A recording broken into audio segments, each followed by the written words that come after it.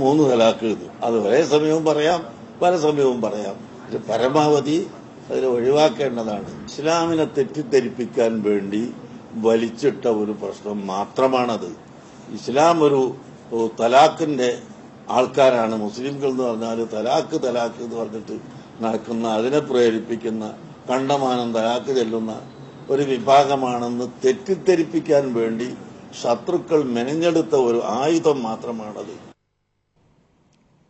കൂടുതൽ വിവരങ്ങളുമായി P V കുട്ടൻ ചേരുകയാണ്. കുട്ടൻ, നേരത്തെ മുസ്ലിം സംഘടനകളുടെ യോഗത്തിൽ അദ്ദേഹം പങ്കെടുത്തിരുന്നില്ല. എന്നാൽ ഇപ്പോൾ മുത്തലാഖ് വിഷയത്തിൽ നിലപാട് വ്യക്തമാക്കിയിരിക്കുന്നു.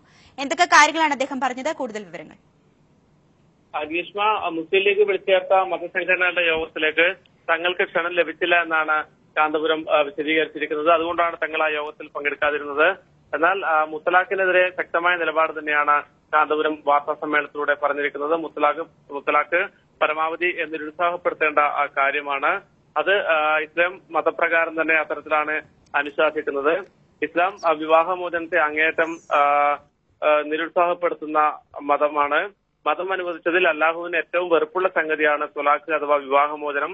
അത് തന്നെ 3 ഒന്നിച്ച് ചൊല്ലുന്നത് ഏറ്റവും വെറുപ്പുള്ളതുമാണ് എന്ന് അദ്ദേഹം പറഞ്ഞു. പിന്നെ എങ്ങനെയാണ് മുത്തലാഖിന്റെ പേരിൽ ഈ സമുദായത്തിൽ ചിലർ സൂക്ഷിക്കുന്നത് എന്നും അദ്ദേഹം ചോദിച്ചു.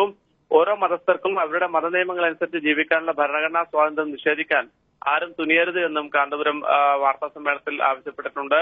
ഇക്കാര്യങ്ങൾ ഏകീകൃത സിവിൽ കോഡിനെതിരെ ശക്തമായ നിലപാട് സ്വീകരിക്കും. ഇതുമായി ബന്ധപ്പെട്ട് നാളെ എറണാകുളത്ത് ശരീഅത്ത് സമ്മേളനം നടക്കുന്നുണ്ട്. ഈ സമ്മേളനത്തിനകത്ത് വിവിധ മതസംഘടനാ നേതാക്കളെ ഈ സമ്മേളനത്തിനകത്തേക്ക് ക്ഷണിച്ചിട്ടുണ്ട് എന്നും ഏകീകൃത സിവിൽ കോഡ് സംബന്ധിച്ച ഭിന്നാഭിപ്രായം പ്രധാനമന്ത്രിയെ നേരിൽ കണ്ട് ബോധ്യപ്പെടുത്തുമെന്നും കാന്തപുരം വാർത്താ സമ്മേളനത്തിൽ അറിയിച്ചു. ഗിരീഷ്മ.